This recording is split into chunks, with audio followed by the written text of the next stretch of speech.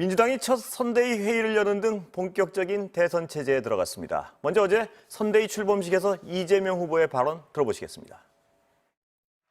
저의 1호 공약은 바로 성장의 회복입니다. 공정성 회복을 통한 성장 토대의 구축, 전환적 위기를 기회로 만드는 전환 성장을 투트랙으로 전환적 공장 성장을 반드시 이뤄낼 것입니다, 여러분. 지금 이 대한민국을 삼키고 있는 이 부동산의 위기, 이 절망을 대한민국 대전환의 기회로 만들겠습니다. 높은 집값으로 고통을 호소하는 국민들을 보면서 죄송한 마음을 금할 수가 없습니다. 정치마스터 박성준 더불어민주당 의원, 성일중 국민의힘 의원 두 분 모셨습니다. 어서 오세요. 네, 안녕하세요. 예, 성 의원님 오늘 처음 모셨으니까 먼저 질문 드리겠습니다. 방금 보셨는데 어떻게 평가하십니까? 이재명 후보 연설. 예. 글쎄 말씀을 하시는 거 보니까 성장 얘기를 하셨어요. 예. 저는 그 맥은 잘 짚었다고 생각을 해요. 예. 지금까지 늘 분배만 얘기를 하셨는데 정말 성장 없이는 분배할 수가 없잖아요. 예. 그런 면에서는 상당히 성장에 이 포커싱을 한 것은 잘하셨다. 그런데 논리적 모순이 있습니다. 예. 재난지원금 주자고 그러시잖아요. 이거하고는 또 안 맞습니다. 저희도 재난지원금을 드리는 것을 반대하지 않습니다. 예. 그러나 저소득층 그리고 힘든 분들, 예. 이 자영업자 이런 분들한테 풍부하게 좀 충분히 회복과 희망이 될 수 있도록 드려야 한다는 거지요. 근데 누구나 다 준다고 하면 그건 맞지 않는 일이고 또 KDI에서 1차 재난금 국민들한테 드렸을 때 효과를 봤잖아요. 예. 36%밖에 안 나와요, 효과가. 예. 그렇기 때문에 이거에 대해서 성장을 얘기하면서 과연 이게 맞는가 예. 좀 그렇게 봤고 두 번째 이 부동산 문제를 얘기를 하셨는데 예. 이 부동산 문제는 이재명 후보가 먼저 특검을 요청해서 본인이 스스로 예. 증명해내야 합니다. 예. 공권력을 동원해서 성남시장으로서 본인이 설계하고 결재하고 감독을 했잖아요. 그리고 유동규가 실무자라고 그러셨잖아요. 그런데 여기에 600만 원 땅을 280만 원씩 수용을 했고 여기에서 남는 이득을 7명한테 나눠주는 이런 행위를 대장동 또 백현동, 정제동에 다 있었단 말이지요. 예. 자기 측근들이 다 배치돼서 그렇습니다. 그렇기 때문에 과연 이 부동산에 대해서 이야기할 수 있는가, 사과할 수 있는가, 본인이 여기에 이 문제부터 해결하고 검증을 받아야 할 뿐입니다. 그래서 저는 특검을 받으시라고는 야당의 요구를 먼저 받으시고 증명해내고 난 다음에 이런 말씀하실 수 있죠. 예. 그 첫 번째 성장과 먼저 예. 이제 전체적인 연설을 했으니까 제가 어떤 예. 의미를 좀 부여하고 싶은데 예. 먼저 민주당의 기본적 가치라고 하는 이제 변화 개혁을 이어가겠다. 그래서 김대중, 노무현, 문재인 그다음에 이제 이재명 정부를 이제 창출하겠다는 의지를 이제 피력한 거고요. 지금 얘기하신 것처럼 가장 중요한 것이 지금 우리나라 위기의 시대란 말이죠. 위기 시대를 돌파할 수 있는 리더십을 가지고 성장의 회복을 하겠다라고 하는 것이 이재명 후보의 전환적 성장을 얘기를 한 겁니다. 예. 그리고 또 하나는 지금 얘기한 것처럼 이제 우리 사회의 가장 큰 문제점 중에 하나가 뭐냐면 불평등 구조와 불로소득의 문제가 큰데 예. 이걸 이제 부동산 문제를 반드시 개혁하겠다라고 하는 의지를 피력했고요.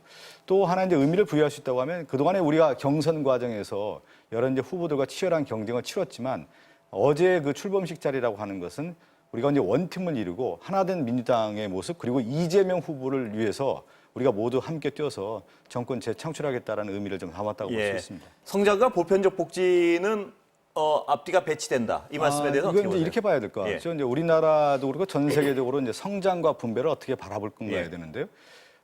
박정희 전 대통령도 이제 산업화를 했지만 1970년대 건강보험 제도를 도입하거든요. 그 당시에 1970년대는 남북 관계가 상당히 치열한 관계였는데 북한이 의료보험 제도를 도입하다 보니까 그 자극을 받아서 이제 건강보험 제도를 도입합니다. 그런데 김대중 전 대통령 같은 경우는 건강보험 제도를 전 국민에 도입하는 거거든요. 김대중 전 대통령이 97년 대통령 당선이 돼서 분배에 대한 복지에 대한 문제를 해서 민주주의와 시장 경제 거기에 더 나가서 생산적 복지를 주장하는데 거기에서 국민연금제도와 전국민 의료보험제도를 도입한단 말이죠. 그러니까 역대 대통령 같은 경우도 다 성장과 분배의 균형적 발전이라는 것을 이제 생각을 하게 되는 건데 지금 이 시점에서는 이런 생각을 갖고 있는 것이죠. 우리나라 위기에 있을 때 성장 전략이 반드시 필요한 부분이고 또 하나가 이제 있다고 하면 이제 복지라고 하는 부분, 이제 분배라고 하는 부분을 균형적 발전을 어떻게 할 거냐에 대한 부분인데 이재명 후보는 이 제1 공약으로서 성장의 회복, 예. 전환적 성장을 더 하겠다라고 하는 큰 힘을 좀 주었다 이렇게 볼 수가 있는 겁니다. 진보 진영이 성장을 아까 유승민 네. 후보님 모시고 진보 진영이 성장을 앞에 내세운 건 약간 어떤 뭐 모순적이다 이런 지적을 하는데 그 부분에 대해서 어떻게 보세요? 그 모순이라는 표현이 국가의 가장 큰 국정 운영에는 어디겠습니까? 경제적 성장과 경제 선순환 구조를 만든 가운데 그것을 통해서 실질적으로 국민에게 혜택을 돌아가는 것이 보통의 어떤 정책이라고 할 수 있지 않겠습니까? 예. 그런 면에서 모순이라고 하는 것은 맞지가 않는 거고요. 제가 앞서 얘기한 것처럼 박정희 전 대통령도 산업화와 성장 전략을 했지만 건강보험제도를 통해서 복지제도를 만들었고 한 예를 들면 비스마르크 같은 경우도 보수 후보였지만 우리가 지금까지 알고 있었던 모든 보험제도라든가 노동 관련된 부분이라든가 이런 제도적 기반을 만들고요. 또 하나 루즈벨트 대통령 같은 경우도 민주당 후보로서 1930년대 대공황을 극복하는 데 있어서의 복지 정책들을 많이 만들지 않습니까? 예. 그것이 성장과 복지라고 하는 두 바퀴로 가는 마차와 같은 그런 역할들을 하는 거기 때문에 아까 유승민 후보 모셨을 때 국가 주도의 성장은 해법이 아니다. 그 얘기를 하는데 그건 국가 좀 주도의 성장 아주 예. 잘못 보는 시각이라고 할 수가 있는 건데요. 이게 이제 자본주의의 발달 과정을 우리가 한번 인식할 필요가 있어요.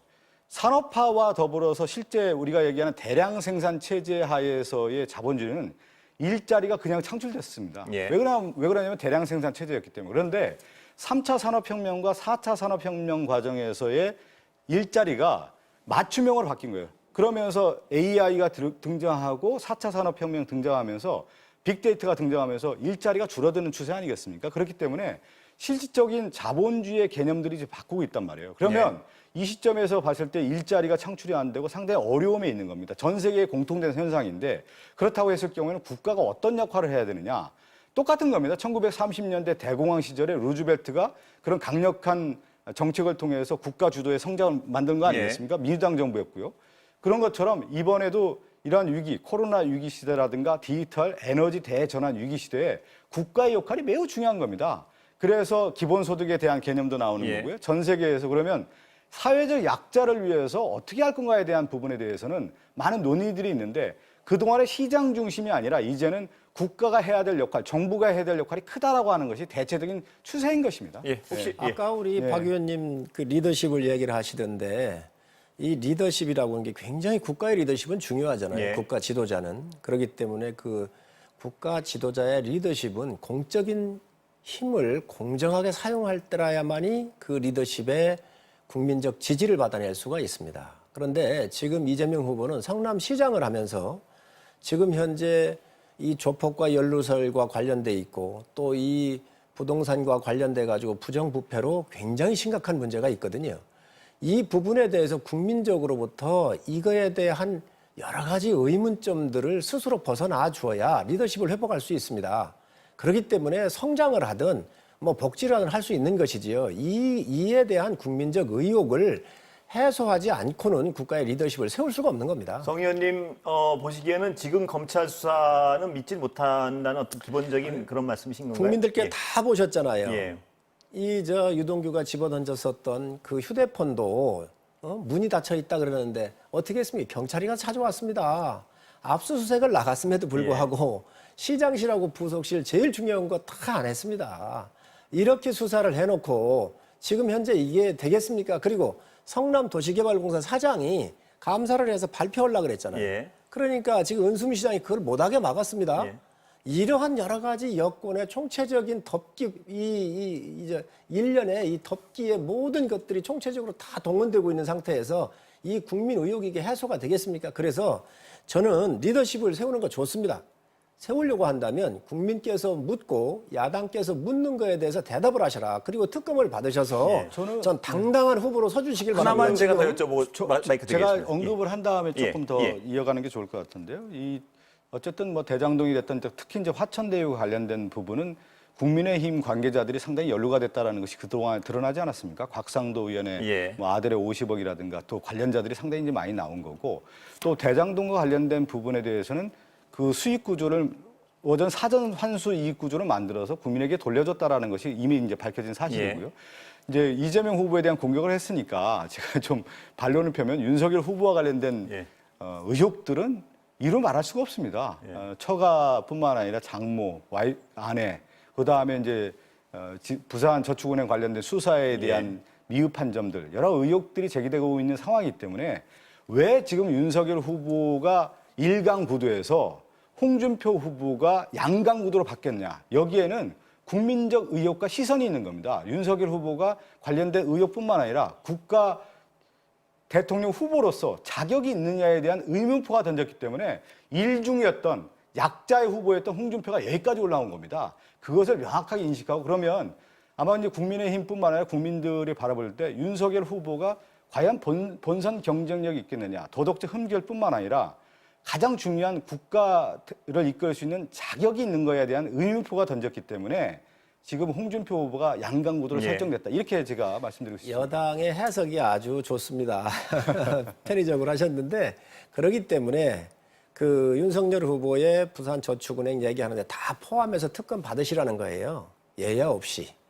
성역 제가 없이. 성현님 하나만 좀 추가 질문 아까 드리려고 그랬는데 네. 그러니까 그 특검 야당 입장에서는 검찰을 믿지 못하겠다. 이건 뭐 늘 있던 얘기고 해서 야당이 뭐, 못 믿는 게 아니라 국민이 못 믿는 것이죠. 국민은 이제 정의하기에 따라서 여야가 다르니까 제가 야당 입장이라고 말씀드린 건데요. 근데 특검 자체가 가장 정치적인 어떤 실패를 많이 하지 않았습니까? 제가 그걸 하나 여쭤보고 싶은데 예를 들어 이명박 당시의 특검은 이명박 당시 후보에게 면죄부를 줬었고 이 특검만이 어떤 공정성을 담보한다 이 전제 자체를 한번 좀 돌아봐야 되지 않습니까? 어떻습니까? 자, 그러면은 검찰을 믿을 수 있나요? 지금까지 검찰이 해온 그 수사는 신뢰를 줬나요? 그거 자체를 못 믿기 때문에 특검으로 가야 되고 앞으로 대한민국의 미래의 5년을 책임질 지도자거든요. 그 지도자는 국민적 신망이 없으면 안 돼요. 그리고 도덕적으로 어느 정도 검증이 돼야 돼요. 여기에 너무도 많은 이 의혹을 안고 출발하는 것은 국가적으로 재앙이 될 수 있습니다. 어떤 일을 할 수 있겠습니까? 리더십이 안 서는데. 그렇기 때문에 이 민주당도 그렇습니다. 옛날에 우리 민주당 의원들은 역동성도 있고 비교적 비판도 하면서 그 안에서 필터링하는 걸러내는 기능이 있었거든요.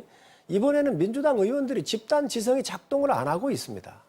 전 이거에 대해서 굉장히 의문을 가지고 있고 그렇기 때문에 민주당 전체에서 나서서 좀 더 대한민국의 미래를 위해서 후대를 위해서도 좋은 대통령의 조건을 스스로 만들어내십시오. 그래서 지금 윤석열 후보 공격한다면 그거 포함해서 같이 특검하십시오. 지금 곽상도 의원을 비롯해서 우리 국민의힘 관계자들이 관련이 있다 그러는데 이분들도 다 넣으십시오. 그렇게 하셔야 됩니다. 그래서 특검을 해서 정말로 앞으로 대한민국의 미래의 5년의 책임질 지도자가 떳떳하게 설 수 있도록 그리고 지금 현재 지지율이 올라가지 않고 정체가 되어 있는 거 아닙니까? 이런 거 벗어나면 더 좋을 거 아닙니까? 그러니 우리 박 의원님 가셔가지고 보통 받으시기 바랍니다. 특검의 사전 단계 이제 사후 단계라는 게 보통 있지 않습니까? 과거에도 이제 특검이 도입될 당시를 보면 검찰, 경찰 수사가 마무리된 시점에서 이제 특검이 됐던 경우들이 있었고요. 또 지금은 이제 공처까지 수사를 하는 건데 이걸 좀 지켜봐야 될 것 같고요. 그다음에 이제 특검 얘기를 했는데 2007년 대선 당시로 좀 돌아가 보면 당시 한나라당 그 규정에 뭐가 있었냐면 대통령 후보가 기소만 되더라도 후보가 박탈됐었습니다. 그래서 이명박 그 전 대통령 후보 당시가 기소가 될 거라고 많은 분들이 예측했어요. 그래서 정계 은퇴를 했던 이회창 전 한나라당 총재가 정계 복귀를 해요. 이명박 후보가 도저히 될 수 없다라고 봤던 겁니다. 그래서 이회창 후보가 이제 정계 복귀를 해서 대통령 후보가 나오게 되는 그런 역사적인 사건이 있었던 건데 2007년 특검 당시에 있었던 당시의 검사들이 지금 윤석열 후보 측에 가 있는 겁니다. 이명박 후보를 면죄부 줬던 그 당시의 검사들이 지금 윤석열 캠프에 가 있다라는 것이 얼마나 역사가 회귀하고 있는지 그것을 우리가 알 수가 있는 것이죠. 공수처 제가 하나만 말씀드리면 이명박 대통령의 특검을 그때 받았어요. 그런데 그거는 개인 간의 거래입니다. 그렇지 않습니까? 김경준 씨하고 이명박 대통령하고의 개인 간에 백몇십억 투자한 거에 대한 분쟁이 문제였어요.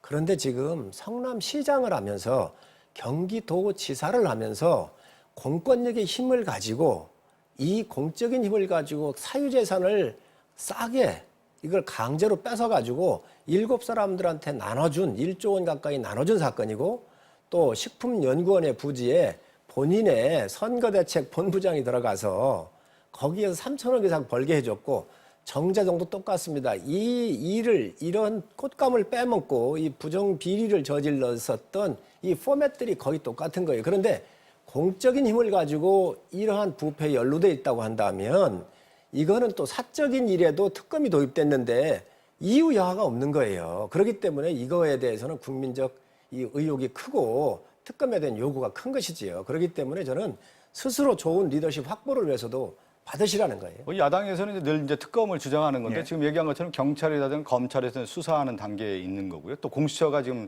수사하고 있지 않습니까?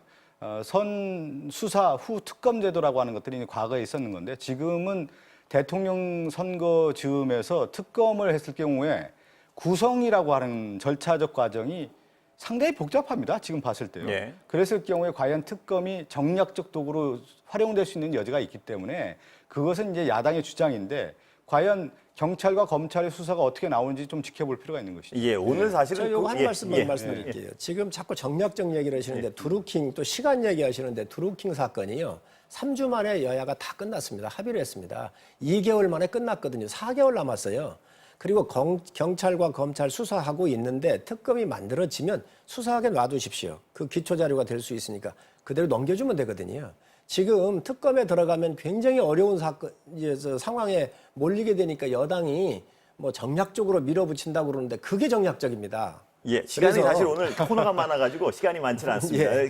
짧게 한 말씀하시고 끝내야 될 것 같습니다. 예, 혹시 뭐 덧붙이실 말씀 없으면 끝내겠습니다. 예. 아니 이제 그 대장동과 관련된 부분과 화천대유를 좀 분리해서 볼 필요가 있는 것 같고요. 예. 대장동 관련된 성일종 의원님 얘기한 것처럼 국정감사기관에 과연 야당의 후보들이 사실은 한판 승부를 했어야 되는 겁니다. 예. 와 지금 얘기한 것처럼 여러 의혹들이 제기가 됐다고 하면 그 당시에서 풀 정리 수 있는 부탁드리겠습니다. 문제였는데 예. 야당이 그럴 능력을 보여주지 못하기 예. 때문에 지금 다른 어떤 이슈를 제기하는 것으로 좀 알고 있습니다. 예, 오늘 두 분 말씀 여기까지 듣겠습니다. 감사합니다. 네, 감사합니다.